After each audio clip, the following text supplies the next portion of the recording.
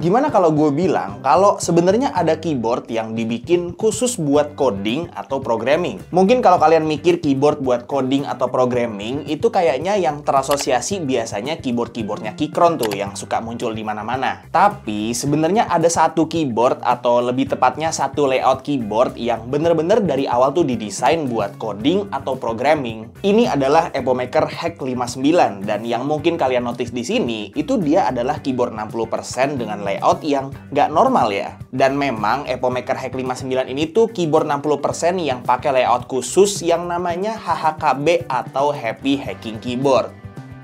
Nah, sedikit background soal layout HHKB atau Happy Hacking Keyboard ini. Sebenarnya awalnya tuh dia bukan sekedar layout keyboard aja, tapi emang beneran brand yang ngeluarin keyboard. Nama brandnya HHKB dan mereka ngejual keyboard-keyboard yang pakai teknologi switch kapasitif dari Topre yang bisa dibilang pada saat itu jadi titik tengah antara switch membran dan switch mekanikal, dan mostly orang suka karena dia itu lebih awet dari membran tapi nggak seberisik mekanikal. Karena kalian harus ingat kalau zaman dulu itu switch mekanikal belum ada yang silent ya, apalagi zaman-zaman dimana switch MX style itu masih dipaten sama Cherry. Gua nggak mau masuk terlalu dalam soal si switch kapasitif ini ya, karena sebenarnya poin utama yang mau gua bahas di sini itu lebih ke layout HHKB-nya. HHKB atau Happy Hacking Keyboard itu kalau gua research ternyata emang dibuat sama orang Jepang yang punya keresahan terhadap layout keyboard biasa kalau dipakai buat programming, khususnya Unix dan Emacs programming. Menurut beliau, posisi tombol kontrol dari layout keyboard biasa itu kurang optimal kalau buat Unix programming. Jadinya dia bikin keyboard HHKB pertama bareng sama perusahaan yang namanya PFU di tahun 1996 dengan layout HHKB ini, di mana posisi tombol kontrolnya itu ada di posisi tombol caps lock yang biasanya, dan sekaligus dibikin layout 60% dengan gak ada arrow keys dan F-row.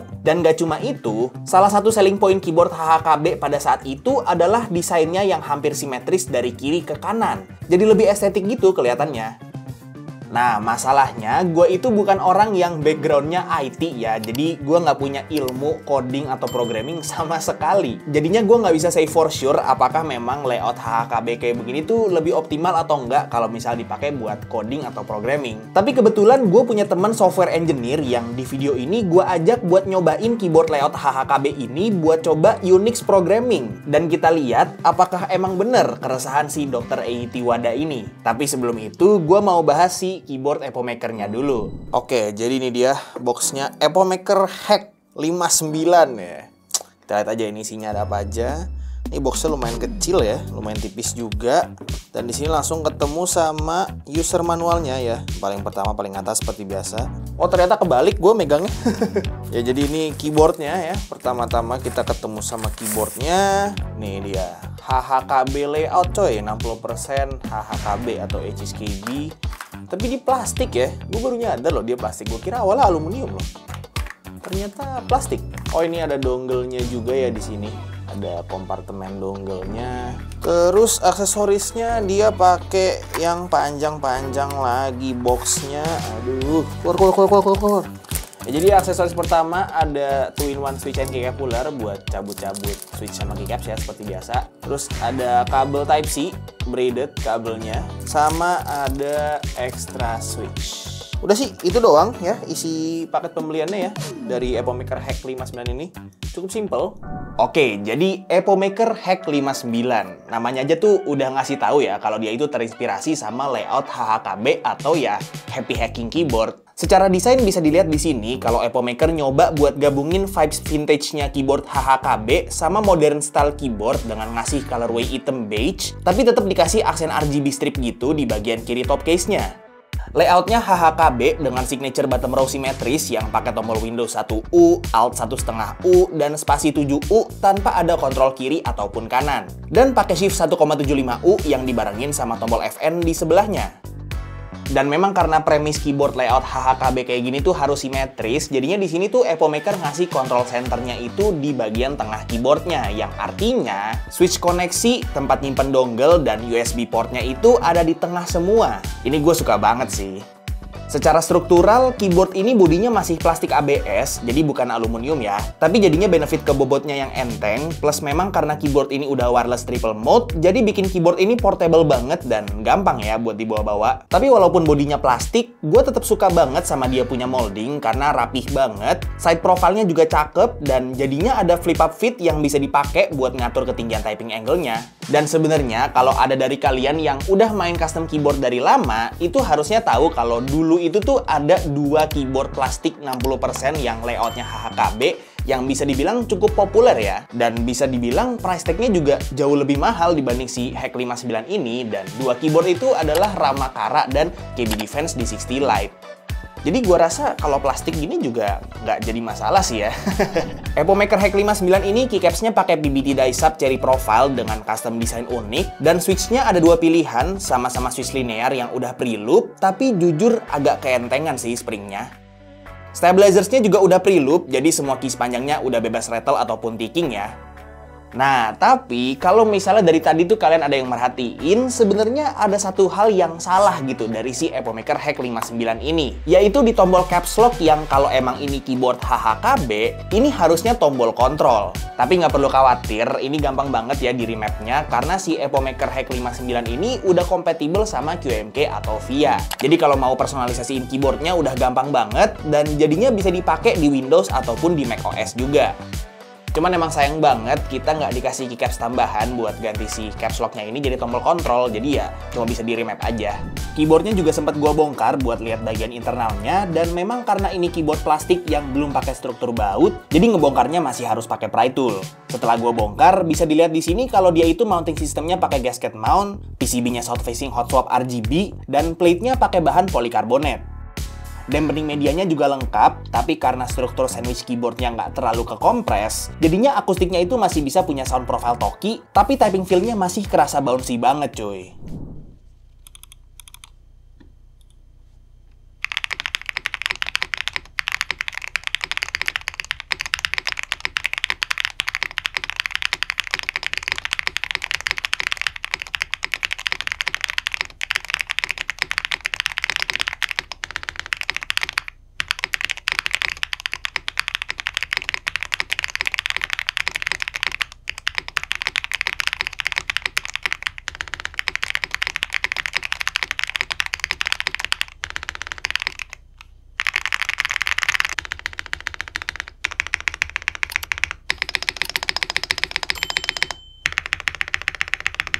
Oke, jadi setelah ngebahas keyboardnya, kita balik lagi ke poin utama dari video ini, yaitu apakah keyboard dengan layout HHKB atau Happy Hacking Keyboard ini beneran lebih optimal buat coding atau programming?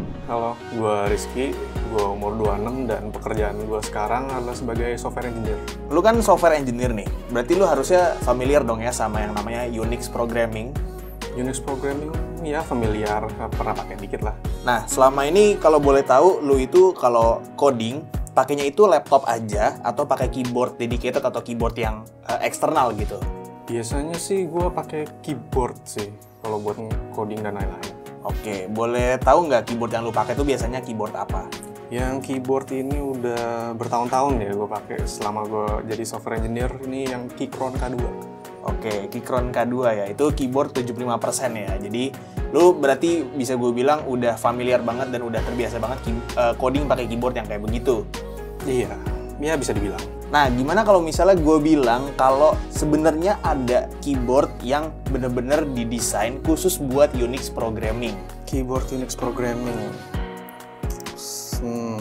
Selama gue pakai buat coding di Unix atau Linux dan lain-lain sih, mungkin seperti keyboard yang punya gue sekarang kali. Nih, yang bakal gue kasih ke lu ini adalah keyboard yang didesain khusus buat Unix programming. Menurut lu gimana first impression lu? Ada beberapa key yang rada hilang sih, yang gue lihat. Apa tuh yang hilang kira-kira? Coba bandingin sama keyboard yang lu punya. Ya, kalau di sini gue nggak ada arrow key yang satu. Kontrolnya juga hilang ini, padahal ini kontrol penting banget. Terus sama backtick, ya walaupun jarang dipakai sih, cuman backtick ya lumayan penting lah. Sama mungkin atasnya kali ya. Oh, nggak ada F-row? Iya, nggak ada F-row, tapi itu nggak terlalu penting sih. Penting ini dan ini. Nah, kira-kira dengan lu ngelihat keyboard itu, lu bisa nggak coding Unix programming pakai keyboard yang kayak begitu? Karena memang keyboard itu didesain untuk purpose-nya itu Unix programming. Belum tahu sih, mungkin harus dicoba dulu kali ya. Oke, kita langsung coba aja ya. Oke, kita lihat nih. Gimana? Ini udah siap nih ya keyboardnya. Pakai Epo Maker Hack 59. Kita lihat. Nah, ini jelasin dong, ini lu lagi buka apa? Oke, ini karena memang Tommy pengen tes keyboard ini khusus buat Unix programming atau Linux programming, gue akan menggunakan terminal dari Linuxnya sendiri. Karena sebenarnya kita bisa aja kayak install WSL di Windows kita, cuman setelah beberapa kali percobaan itu gagal semua. Jadi yang kita lakuin adalah kita bikin VirtualBox. Di sini kita ngerunning Linux operating system, di mana kita bisa utilize terminalnya Linux. Memang rada overkill sih kalau misalnya kita mau buat khusus buat testing di terminalnya Linux dan Vim dan lain-lain. Cuman ini salah satu cara yang bisa kita lakuin sih. Oke.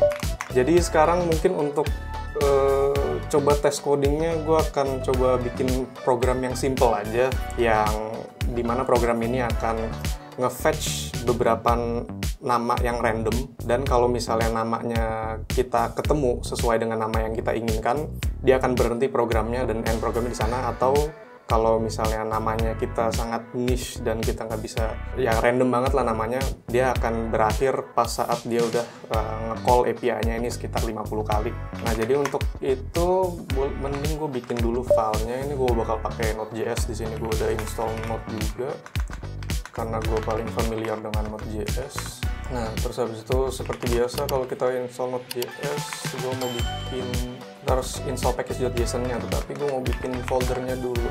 Ini kita foldernya apa ya? Ya demo video lah, demo name. Terus gue ke demo name, tag-nya itu demo name. Di sini kita npm init buat install package JSON-nya dulu. Terus habis itu kita npm install Axios, soalnya gue males buat pakai fetch. Kita require Axios. Pertama kita bikin functionnya dulu buat nge-fetch API ini. Gue pakai yang random user.me ini. Ini kalau misalnya mau coba-coba juga bisa sendiri. Once get random user, lupa. Langsung get random user. A few moments later. Find person lah. Sini kita kasih variabelnya aja. Aduh. Lu mencet apa barusan? Gue nggak tahu bang. Gue pakai Linux juga, pakai Vim, pakai keyboard ini rasanya, mungkin karena ya skill issue lah, ya udahlah biarin. More moments later. And message hidup. Terus ini kita found sama dengan false, dan attempts-nya kita taruh 50 aja. Nah, jadi kita mau tidak sama dengan found, atau attempts-nya bersama dengan 50. Kita tetap mau looping program. Much later. Kita harus save ininya dulu. Get random user, baru kita nge-run find person. Nama personnya hidup Tommy Pratama. Hidup Tommy aja kali. Clear. Nah,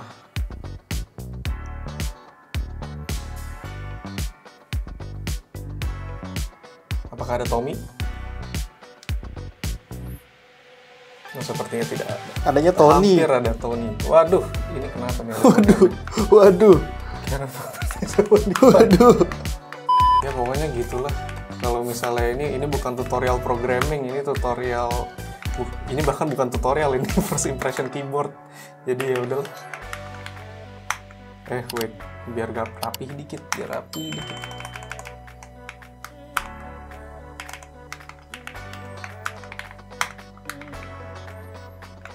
Ya, pokoknya dengan coding seadanya kita bisa bikin hidup ini. Hidup Tommy Pratama. Jangan lupa subscribe. Oke, jadi setelah nyobain coding Unix programming tadi ya, pakai apa tadi Vim, pakai apa tadi gua nggak ngerti. Coba lu jelasin tadi codingnya kayak gimana? Iya, tadi pakai Vim.